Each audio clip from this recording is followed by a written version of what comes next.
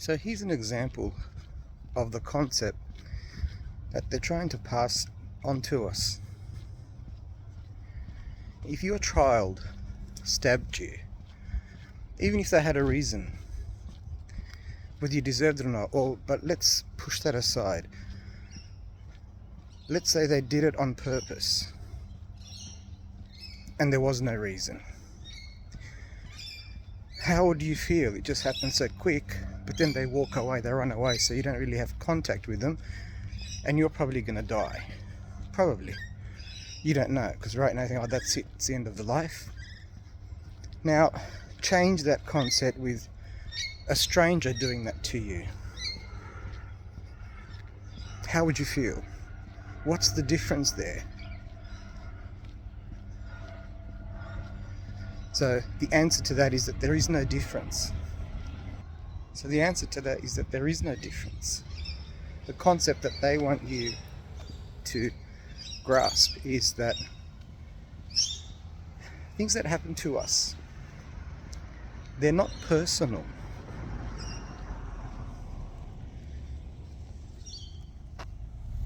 So they're not personal. Everything in this human life we make personal. And that's part of the massive downfall and chaos that we have.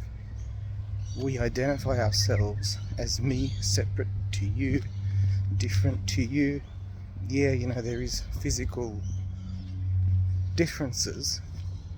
Could you imagine if we all popped up the same, as clones? And, we could have been clones. There are things in the world that do clone each other and they copy the cell. But anyway, don't worry about that. Then we wouldn't be able to separate ourselves from one person to the next. So that's why there is so much variety with how humans are.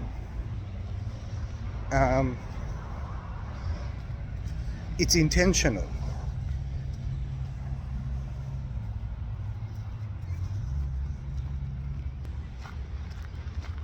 So the lesson, it's a lesson now because it's come to this stage. But what they want us to really, really know. Fine, you don't have to say hello to every single person you see in the street.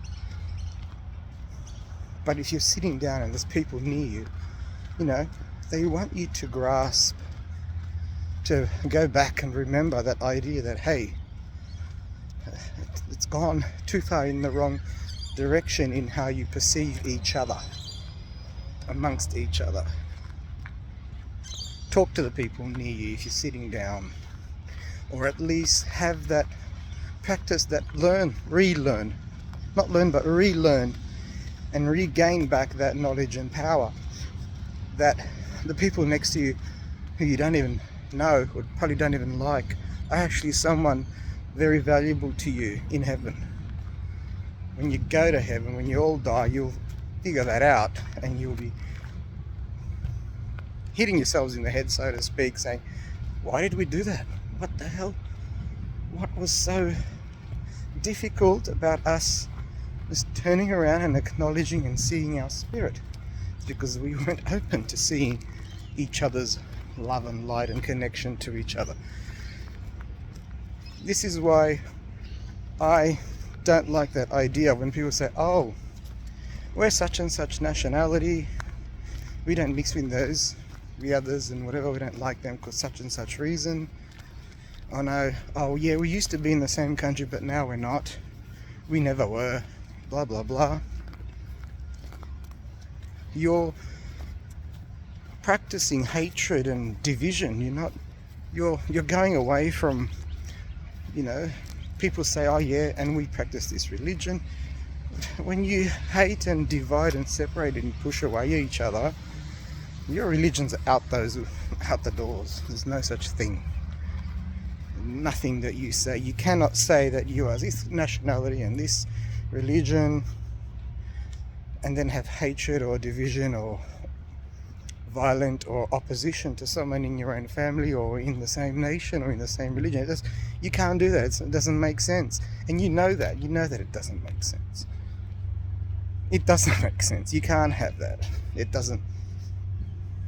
Religions practice love, supposedly, and what those things that you're doing is not love.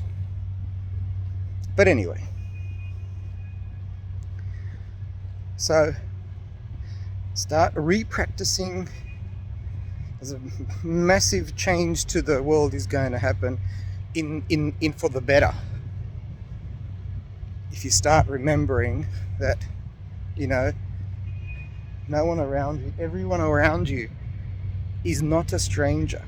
They're in strange bodies, but they're not a stranger to you. So when you remember that everyone around you, whoever they are, wherever they are, whatever nationality or religion they are, whether they're killers or not killers or whatever, you have nothing to fear then if they're your family. Isn't that right? What do you have that's going to be fearing for you? So really, you're at home. And don't make excuses. Oh, but this, oh, but that, oh, but that. Those excuses are not of heaven. They're of the garbage that, for example, they belong to the same class of garbage and bullshit and pollution where with separation and division and where you don't see yourselves connected. That's the same bag of garbage. That has no standing. You get rid of those garbage things, all of them, you'll see a massive change on this planet. They're coming from all kinds of directions. The theme is, it's not personal. Whatever is happening to you is not personal. Yes, it's happening to you and not the person next to you, but it's not, attacking you personally as a being or as a human. Doesn't matter what the circumstances are. Yep, I'll give you that. It does not matter whether you're a smoker or a drugger or a lover or a whatever. They're just details, specifics. But get that courage to remember that you're all connected and you are all one beautiful togetherness family. They can't emphasize that enough, and a theme of my messages that's been coming has always been that topic.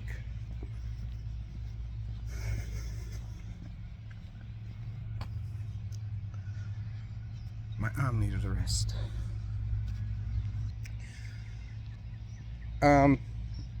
You might see a lot of people on YouTube and on the internet and wherever. Everyone talks about all this loveliness and what loveliness and what you focus on and blah blah blah, and what you talk about is gonna manifest and come back to your life. That's garbage. Because I have a lot of things on my list which, if that was true, a long time ago would have happened, and that would have happened now, because it's been 30 years later and barely any of those things have happened.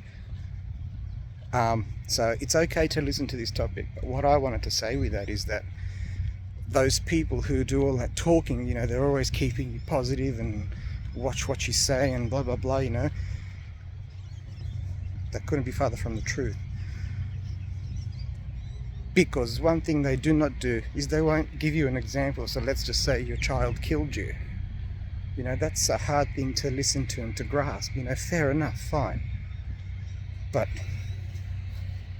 you can't talk about these things that you're trying to teach people and not include everyday topics like that, or you're trying to avoid an uncomfortable topic. You can't do that. Then you're just picking and choosing, just like religions. They're all based on picking and choosing, that's even well publicized, that they're picking and choosing. Maybe this grass is a bit too loud. I'm trying to get away from that noise on the road. So yeah, I'm not scared to talk about those topics. And yeah, it does take courage and all that kind of stuff, whatever, who cares, it's not important. Because when you're in that love, in that connection phase state, you know, things like that won't really faze you,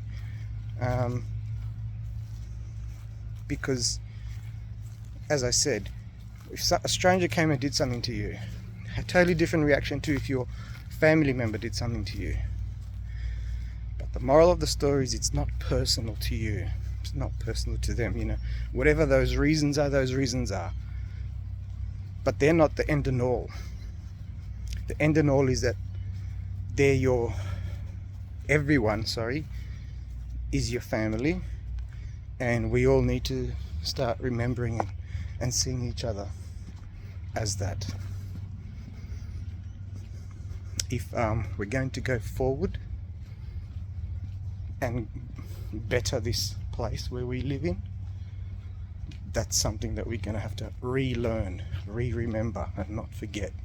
We need to reclaim our existence as our connection, our God connection to each other.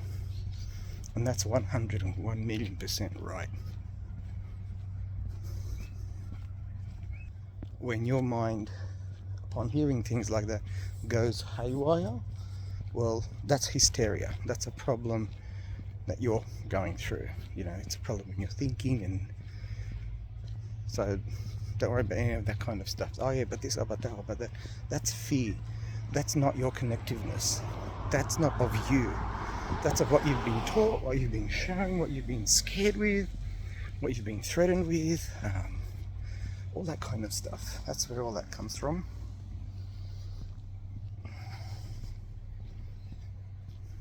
That doesn't count.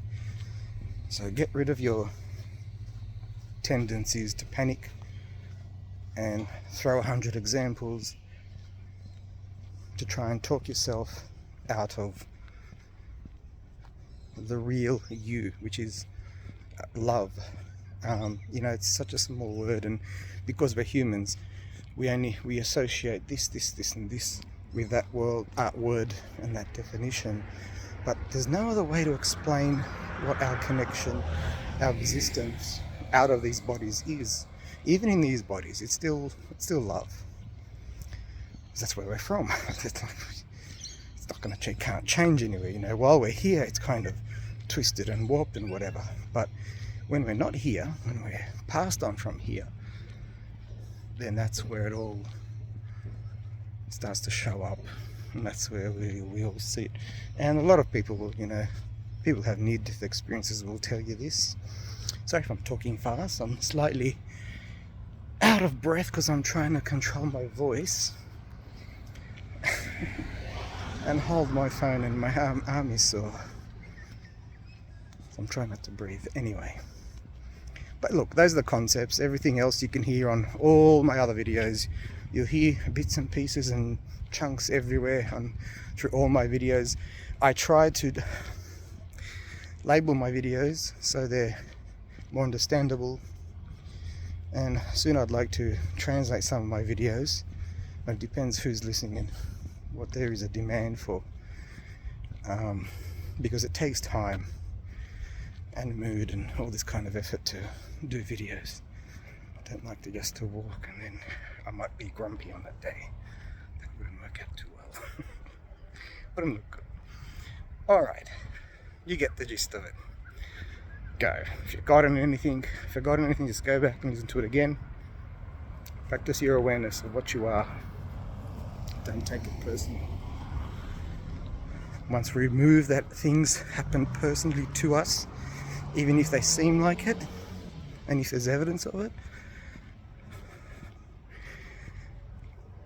Spirit wants us to know, our ancestors, the angels, they want us to know that that's not why those things happen. It's probably a tiny part of it is correct, but there's a big part of it that's not. Alright, so I'll leave you with these palm trees. Bye for now.